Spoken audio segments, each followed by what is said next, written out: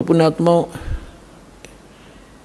सौभाग्य आपका, आपको ये तत्व ज्ञान प्राप्त हो रहा है। इसको तत्व ज्ञान कहते हैं। तो निष्कर्ष निकालना जाओ सारी कथाओं का। ये जड़ी बूटी तो सबने पता था, या तुलसा है या फलानी है या है, तो उनकी जड़ी उसका जो औषधि बना वो है वैद्य। तो ये दास है इस अध्यात्म मार्ग का वैद्य, और जड़ी बनाकर भगवान डर गए थे सतनाम और सारनाम की, जो आज दास के समझ में आ गई। और उसका परिणाम आप देख रहे हो। लाखों लोगों का रोग नाश हो गया, घर में वृद्धि होने लगी, सन्नी संतान को संतान मिल रहा है, रोग निरोग हो रहा है। और फिर ज्ञान ऐसा प्रबल आत्मा को गदगद कर देता है। अपने आत्मा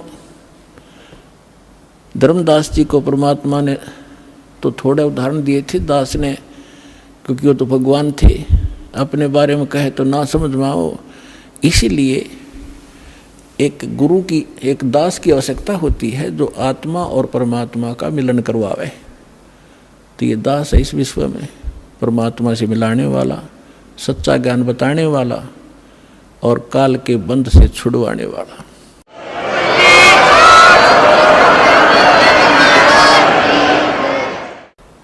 अब दूसरा प्रसंग था धर्मदास जी का कि भगवान श्री कृष्ण ने सुदामा जी के 2 मुट्ठी चावल खा के और उसको धनी बना दिया, उसका एक महल बना दिया। परमात्मा बोले एक राजा का मित्र, उसके लिए कोई खास बात है? तुम आप बताते हो श्री राम कृष्ण जी तो राजा थे द्वारका के, एक मित्र के लिए एक ढूंढ बना दिया छोटा सा, एक दे दिए उसमें 200 से 400 रुपये, वो सारी उम्र बतेरे उसको। तो इसी से भगवान मान लिया। अब ये दास बताएगा। अपने आत्माओं वैसे थोड़ी सी जो शिक्षाएं हैं, क्योंकि जो हम पहले ज्ञान सुना करते थे वो ज्ञान समझ लो प्राइमरी स्तर का था। ब्रह्मा विष्णु महेश को ये भगवान मानते थे, तो ये ज्ञान प्राथमिक पहली 5वीं कक्षा तक का समझो। और जो काल को ब्रह्म को भगवान मानते थे वो मैट्रिक तक का ज्ञान समझो, उनकी बुद्धि मैट्रिक तक समझो। लेकिन विधि ठीक ना होने से और वैसे उनको मान लेने से, वो ज्ञान होने से भी कोई लाभ नहीं था। अब जैसे हम कथा सुना करते सुदामा और कृष्ण जी की, अब इन कथाओं से भी थोड़ा सा निष्कर्ष हम साथ लेकर चलेंगे, तभी हम, क्योंकि बच्चा जो 5वीं 6वीं 7वीं 10वीं पढ़ ले तभी तो अगली पढ़ाई पढ़ सकता है। वो सीधा 11वीं में कैसे हो सकता है? तो वो पढ़ाई पहले आपको पढ़ा कर आगे चलेंगे। श्री कृष्ण जी बालकपन में और सुदामा जी एक ही पाठशाला में पढ़ा करते थे। और सुदामा ब्राह्मण थे,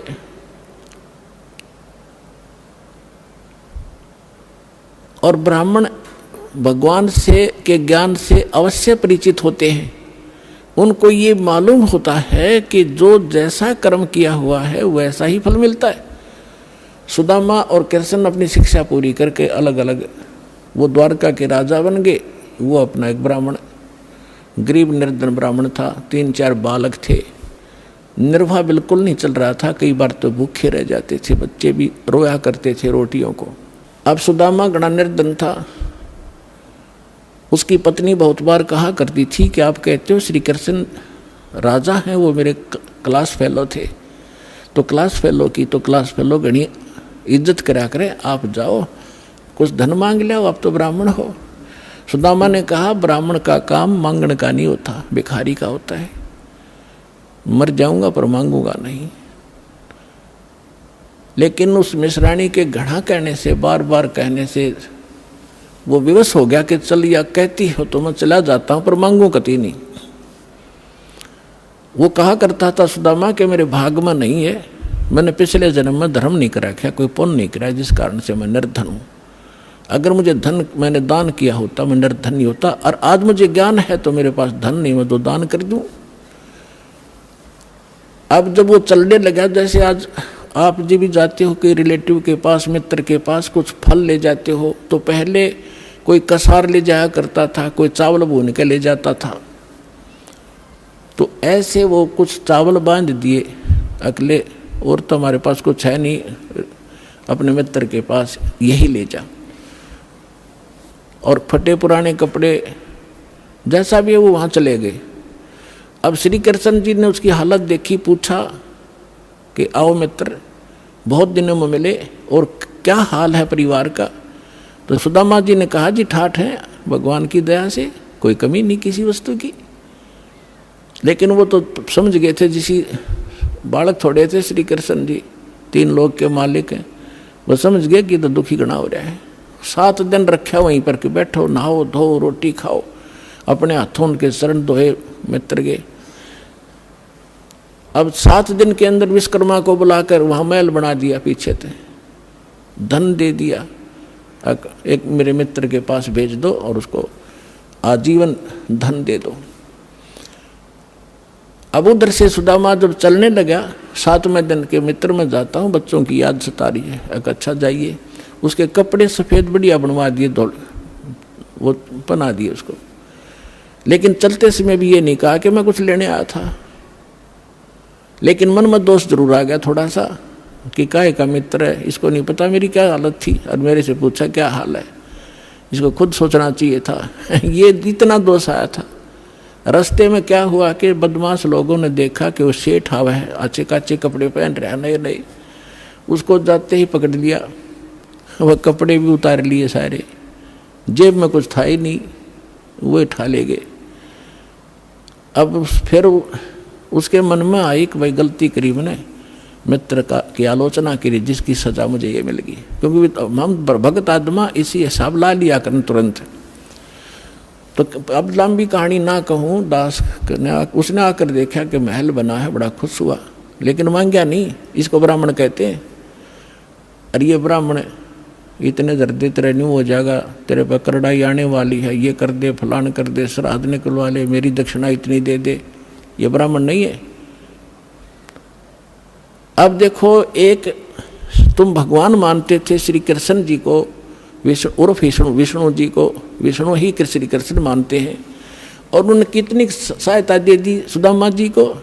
एक मकान बना दिया छोटा सा पक्का, और एक जीवन का निर्वाह भी दे दिया। ना तो मोक्ष श्री कृष्ण का और ना मोक्ष सुदामा का। अब उस समर्थ परमात्मा ने क्या दिया, एक तैमुरलंग नाम का एक लोहार था मुसलमान धर्म में, और वो बहुत निर्धन थे, भेड़ बकरियों का पाली जाया करता था, साहूकार लोगों का। उससे उस समय ये नोट नाट नहीं हुआ करते थे, बस दाने दे देते थे, कणक दे देते थे आपस में। तो जिससे वो 2 माँ बेटा थे, पिता की मृत्यु हो चुकी थी। इतना निर्धन थे कि बस हैंड टू माउथ ही थी। उसकी माता बड़ी भाग्यवान थी, बहुत धार्मिक व्यक्ति की थी। कोई भी रास्ते चलता व्यक्ति आ जाता था उसके घर पे, खाना खाए बिना जान नहीं देती थी। कई बार तो ऐसी स्थिति देखी है उन्होंने कि अतिथि आ गया, तैमुरलंग के संस्कार बढ़िया बने हुए थे, और माँ ने रोटी बनाई, घर में एक अतिथि की रोटी थी, उसी अतिथि को खिला के स्वयं दोनों माँ बेटा भूखे सो जाया करते थे। ऐसे संस्कार उसके अंदर पड़े हुए थे। और ये पिछले जन्मों से परमात्मा के हंस थे तैमुरलंग भी, लेकिन हम बीच में गलती कर जाते इसलिए भटकते रहते हैं।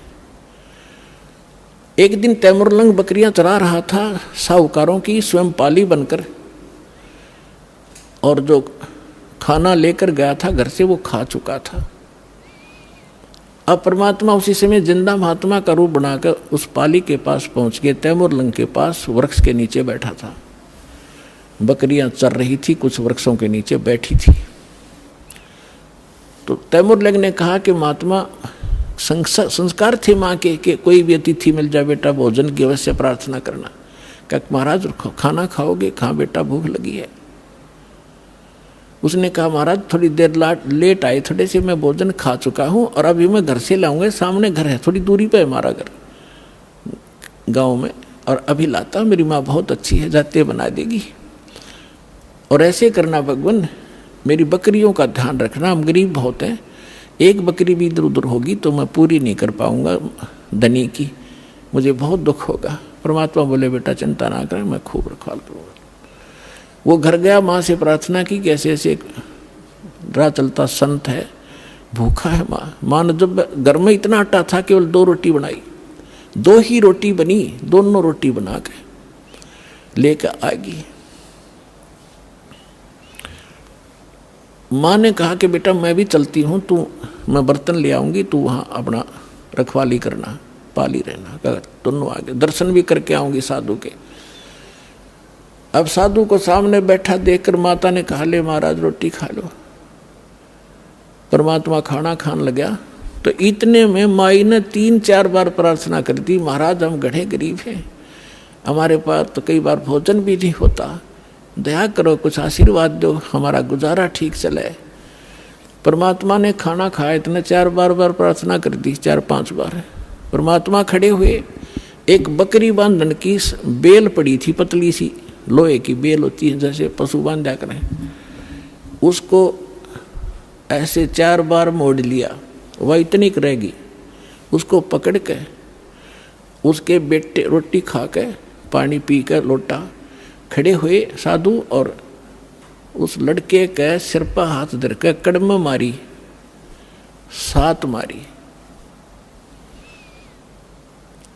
7 सांगल वो बेल मारी कड़ पे, 1 2 3 4 7 गिनी। माई ने सोचा बाबा जी मेंटल है और मैंने घना छेड़छाड़ दिया, यो दुखी हो गया, बेटे को कूटने लग गया। तो माई ने पूछा महाराज मेरे बेटे ने कोई गलती कर दी?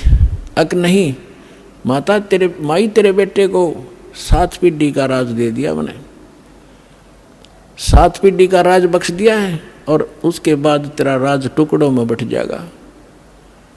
माई ने सोची बाबा सचमुच मेंटल है। फिर मारी थी बच्चे का 5-4 मुक्के, 1-2 लात मारी कि ये लात मुक्के इसलिए मारे हैं, फिर तुम्हारे टुकड़ा में राज बट जाएगा। तैमूर लंग से लेकर औरंगजेब तक दिल्ली की राजधानी पर, राजगद्दी पर तैमूर लंग के वंशजों ने 7 पीढ़ी ने राज किया।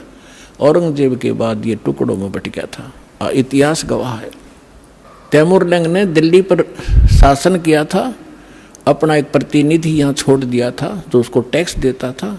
उसके बाद उसका तीसरा पोता बाबर दिल्ली का बादशाह बना था। उसके बाद कंटिन्यू आप इतिहास देख लेना, विचलित ना होना, 10-2 शब्द बोलेगा वो, ऐसे समझ लेना जैसे तहसील में रजिस्ट्री होया करे, कोई धोखा नहीं पावे। अब ये बना कैसे? अब माई ने सोचा तो पागल था, और उसी समय अंतर्ध्यान हो गए उनके सामने से। तो माई ने सोचा बाबा जी था तो शक्ति वाला, पर जो नौका तेरे बेटे को 7 पीढ़ी का राज दे दिया, या गले ना उतरी बात। अब कुछ दिनों के बाद क्या हुआ कि वही उसी रूप में परमात्मा तैमूरलंग क्या किया करता था, लोहार था ही, ये एक्स्ट्रा जॉब भी करता था पाली जाने की गरीबी के कारण। उधर से एक लोहार के एहन पर चोट लगाता था, ओवर टाइम करता था, शाम को आकर के वो उसको थोड़ा बहुत और अन्न दे देता था, 1-2 महीने में, इससे वो गुजारा करे थे। तो जिस एहरन पर वो चोट मारने के लिए लोहार के पास जाता था, लोहार अपनी कोई औजार बनाता था तो वो घंट चलाया करता था, 1-2 घंटे शाम को। लोहारों के पास इतना इसी समय शाम को ज़्यादा कार्य होता था। तो एक दिन परमात्मा उसी जिंदा महात्मा के रूप में तैमूरलंग को दिखाई दिए स्वप्न में, और कहा बेटा वो एरन मोल ले लो, तुम जहाँ तू सर्विस करने जाता है और टाइम करता है, वो एरन मोल ले ले। तो उसने कहा महाराज हमारे पास तो पैसा नहीं, कि ऐसा कर तू उधार पर ले लेना, और उसके नीचे घना धन दाब रखा मैंने, हीरे मोती जवाहरात सोना, और उसको धीरे धीरे प्रयोग में लाना, किसी को पता ना लगने देना, ना दुनिया लूट लेगी तेरे से, और ये काम मैं करूँगा, तू उससे उधार की बात करना, वो उधार दे देगा, ये मेरा काम है। परमात्मा जब सौदा बनाता है दोनों तरफ खड़े हो जाते हैं। उधर से उस लोहार के मन में प्रेरणा प्रबल कर दी कि ये स्थान थोड़ा है मेरे लिए, बाहर मेरा एक और प्लाट है बढ़िया, यदि इसको कोई ले ले मोल तो मैं इसने बेच दूँ, मैं वहाँ बना लूँ, एहन डाल लूँ, प्रबल प्रेरणा। उधर से जाके सुबह उठा, उसने अपनी माँ से बताया कि माता ऐसे ऐसे मैंने वो महाराज जी दिखे थे, वो जो जंगल में मिले थे, रोटी खाई थी, मेरे सांकड़ मारी थी, बेल मारी थी।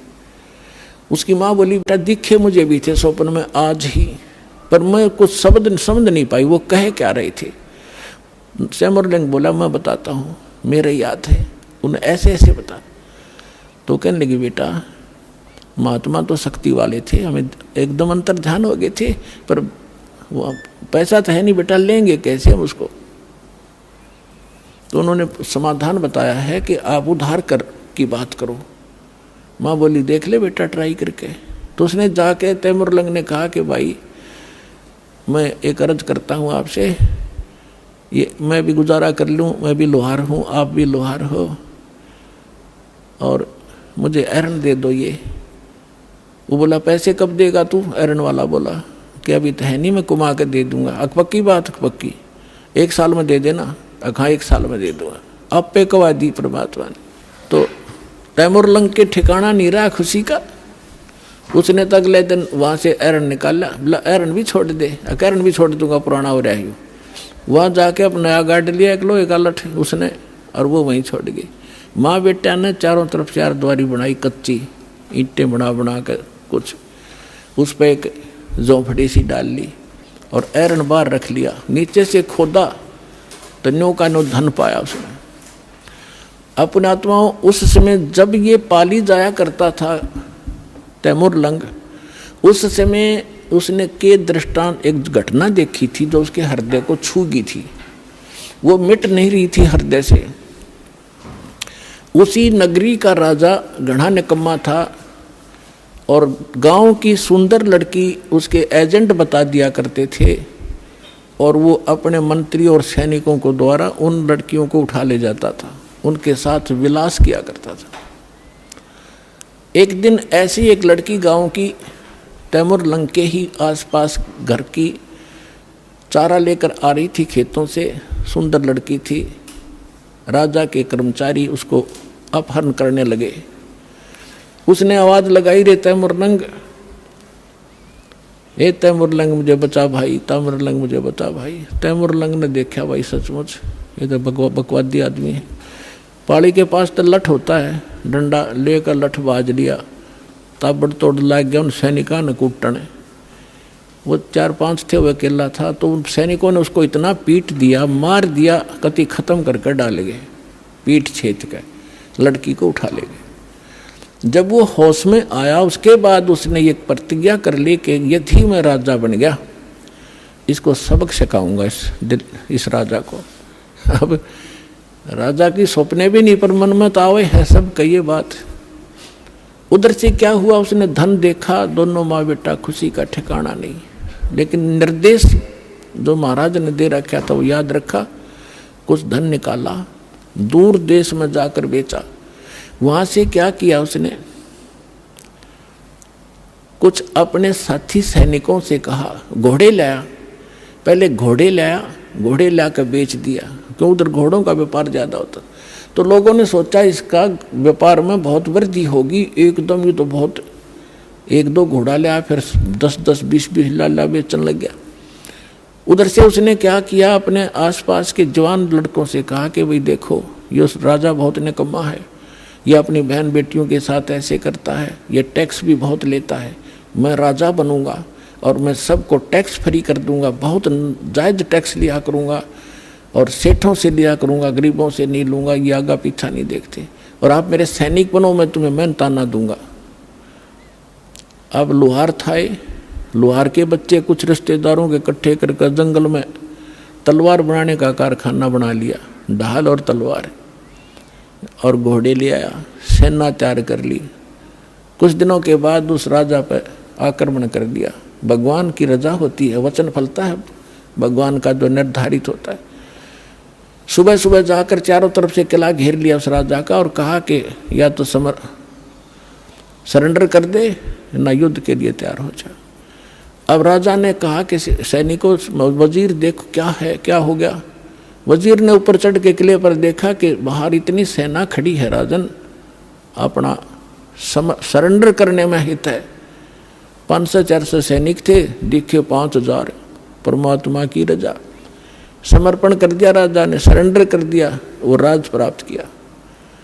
और उसको कहा कि आज मैं अगर परमात्मा से न डरने वाला होता, ये मुझे याद आया उसने कि मेरे को किसी संत ने आशीर्वाद दे रखा है, तुझे मारूंगा नहीं, तू नगरी छोड़ जा और या यहाँ एक सिंपल मैन की तरह रह, अपना गुजारा कर, रोटी बना रखा, नहीं तुझे भाग जाए यहाँ से।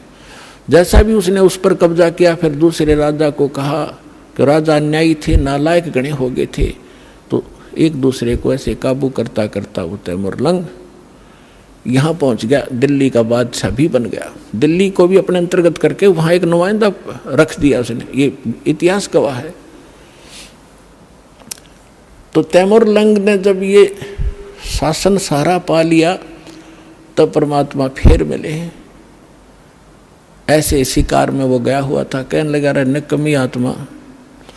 वो बैठा था तो वहाँ उसने बहुत सुंदर कपड़े पहन रखे थे तैमुरलंग ने, बहुत, यानी 2.5 रुपये की कीमत थी उसके पूरी ड्रेस की, उस समय के 2.5 और आज के 25,000, ये समझ लो। तो परमात्मा वहाँ खड़े थे, उनका वहाँ खाना खुना सैनिकों का हो रहा था, शिकार के लिए राजा गया हुआ था, वहाँ बैठा था। तो आके परमात्मा भी किसी अन्य रूप में वहाँ खड़े हो गए। तो कहने लगे राजा आपकी क्या कीमत है।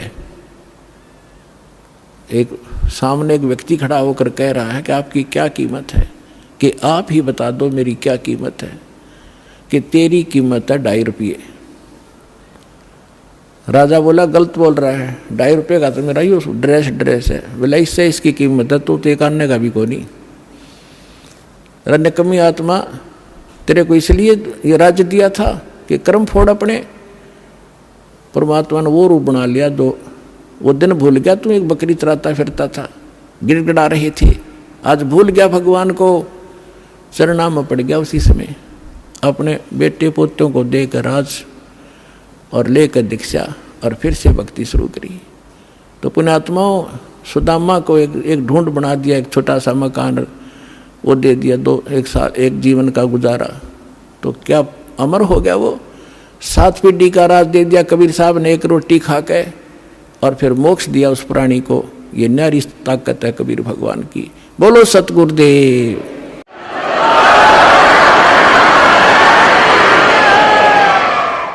समर्थ का शरणाग हो, रंग होरी हो, कदे न हो एकाज राम रंग होरी हो। कि ऐसे समर्थ की शरण प्राप्त करो, यहाँ रहोगे तो जब तक मौत से रहोगे कोई आपत्ति नहीं आने देगा, यदि मर्यादा में रहे, और सतलोक जाओगे सदा का सुख हो जाएगा।